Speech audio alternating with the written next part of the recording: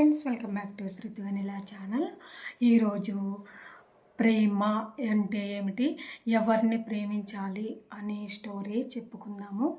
అసలు ప్రేమ అంటే ఏమిటి? ప్రశ్న చిన్నదే కానీ జవాబు చెప్పడానికి చాలా కష్టంగా ఉంటుందని అనుకుంటాము. అలా జవాబు చెప్పుకునే ముందు అసలు ప్రేమ అంటే ఏమిటో తెలుసుకుందాము. ప్రేమ అంటే ఎలా అంటే స్వార్థము లేకుండా నిస్వార్థంగా అభిమానించటము, ఎలాంటి వ్యామోహానికి తావివ్వకుండా ప్రేమించగలగటము ప్రేమ. తల్లిదండ్రులు పిల్లల్ని ప్రేమించినంతగా మరొక పిల్లల్ని ప్రేమించరు. ఎందుకంటే నా అనే బంధం అక్కడ ఉంది కాబట్టి. అలాగే కొంతమంది తల్లిదండ్రులు పిల్లల్ని చంపుకునే వాళ్ళని చూస్తాము. కొంతమంది ఆడపిల్లలని కడుపులోనే తమ బిడ్డల్ని నిలుపుకునే వాళ్ళని చూస్తుంటాము. కొంతమంది అయితే తల్లిదండ్రులని కాదని తను ప్రేమించిన వాళ్ళ కోసము తల్లిదండ్రుల్ని వదిలేసి వెళ్ళిపోయే పిల్లల్ని చూస్తుంటాము. ఇవన్నీ చూసినప్పుడు మనకి ప్రేమ అంటే ఒక అసత్యమని అనిపిస్తుంది. ఎవరో స్వార్థపరులు మసిపూసినంత మాత్రాన ప్రేమ అనేది అస్వార్థమని అనటం కరెక్ట్ కాదు. ప్రేమ అనేది ఒక అజిరామృతము, నశింపు లేనిది, విశ్వశాశ్వతమైనది, అనంతమైనది.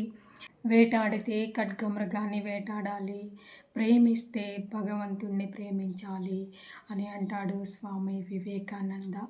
నిజమే, భగవంతుని ప్రేమకు పరిధులు కానీ ఎల్లలు కానీ ఉండవు. ఆయన అపార ప్రేమ స్వరూపుడు. ఆయన ప్రేమ స్వరూపుడు కనుకనే ఇంతటి సృష్టి సంపదను అనుభవించమని మనకు అందించాడు. ఇందులో ఆయనకి ఏ స్వార్థము లేదు. మన ఆనందంతో ఆయన ఆనందాన్ని చూసుకుంటాడు, మన సంతోషంలో ఆయన సంతోషాన్ని చూసుకుంటాడు. నిజానికి ఈ సమస్త సృష్టి చైతన్యానికి అధిపతి ఆయనే, ఆ భగవంతుడు. ఎంత అహం ఉండాలి, ఎంత పొగరు గర్వం ఉండాలి, పాపం అవేవి ఆయనలో కనిపించవు, ఒక ప్రేమ తప్ప. అందుకే ఆయన అంటాడు, ఎవరెవరు ఏ ఏ విధంగా నన్ను తెలుసుకోగలుగుతారో వారిని ఆయా విధంగా అనుగ్రహిస్తాను అంటాడు. మీరు నక్కలా చూడాలనుకుంటే నక్కలా, కుక్కలా చూడాలనుకుంటే కుక్కలా వస్తాడు. అంతటి శక్తి సంపన్నుడైన భగవంతునికి ఎందుకు పనికిరాని మనలాంటి వారి దగ్గర ఎంతలా రాజీ పడటానికి తగ్గి ఉండటానికి కారణం ఏమిటి అని ఎవరైనా అడిగితే అందుకు సమాధానం ప్రేమ ఒక్కటే. ఇందుకు రుజువు ఏమిటి అని మీరు అడిగితే ప్రహ్లాదుడు, ధ్రువుడు, మార్కండేయుడు, సక్కుబాయి, మీరాబాయి, ఇలా ఎందరో మరెందరో. ఎక్కడరా నువ్వు ప్రేమించి నిన్ను ప్రేమించే ఆ శ్రీహరి అని హిరణ్యకశిపుడు గర్జించి అడిగినప్పుడు ఆయన సర్వాంతర్యామి అని అంటాడు ప్రహ్లాదుడు. నిండా 10 ఏళ్ళు అయినా నిండని ఆ బాలుని మాటలు సత్యం చేయడం కోసం ఈ సృష్టి అణువణువున నరసింహునిలా నిండిపోయాడు, ఒదిగిపోయాడు. అణువణువున నిండిపోయాడు ఆ నరసింహస్వామి. ఈ తల్లి ఒడి తండ్రి ఒడి అశాశ్వతము, నిత్యము, సత్యము, శాశ్వతము ఆ పరమాత్ముడే.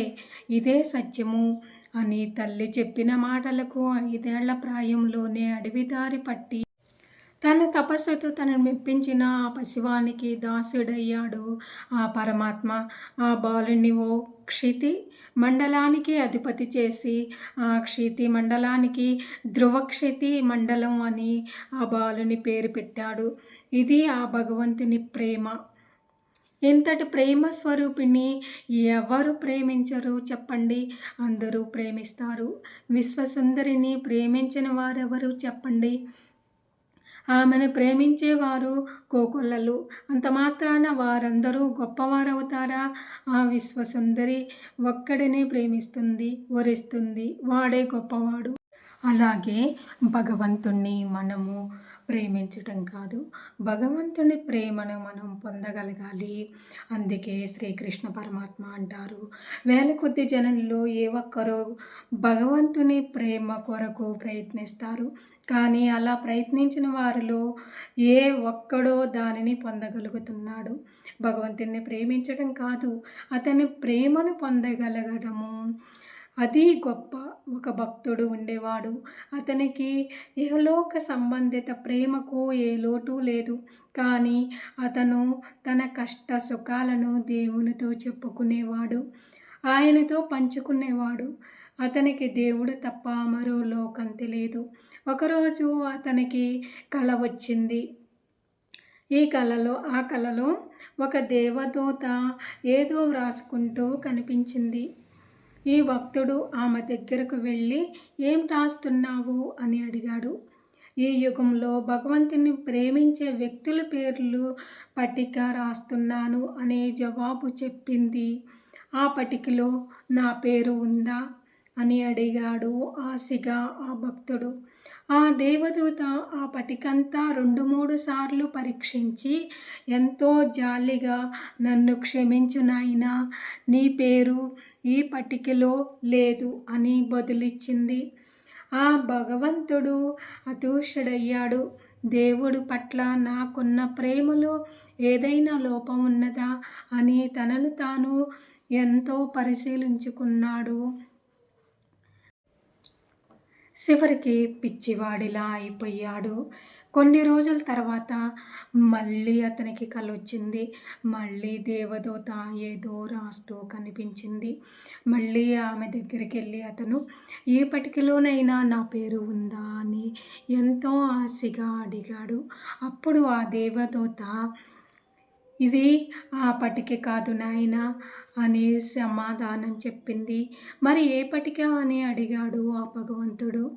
ఇది దేవుడి చేత ప్రేమించబడుతున్న వారి పేర్లు పట్టిక అని బదులిచ్చింది ఆ దేవదూత. ఇందులోనైనా నా పేరు ఉన్నదా అని అడిగాడు ఆ భక్తుడు. ఇందులోనున్న కొద్ది మంది పేరుల్లో ముందు ఉన్నది నీ పేరే నాయనా అని బదులిచ్చింది ఆ దేవదూత. అంతే, కల చెదిరింది. ఆ భక్తునికి మేలుకు వచ్చింది.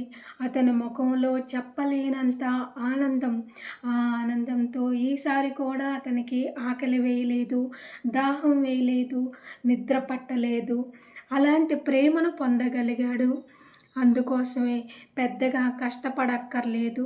ప్రతి ప్రాణిలోని దైవాన్ని దర్శించి చేతనైనంత ఇతరులకి మేలు చెయ్యు, కీడు మాత్రం చెయ్యకు. ఏ పని చేసినా భగవతనార్పణంగా చెయ్యి చాలు. భగవంతుని ప్రేమ నీడలా నీ వెంట నడుస్తుంది.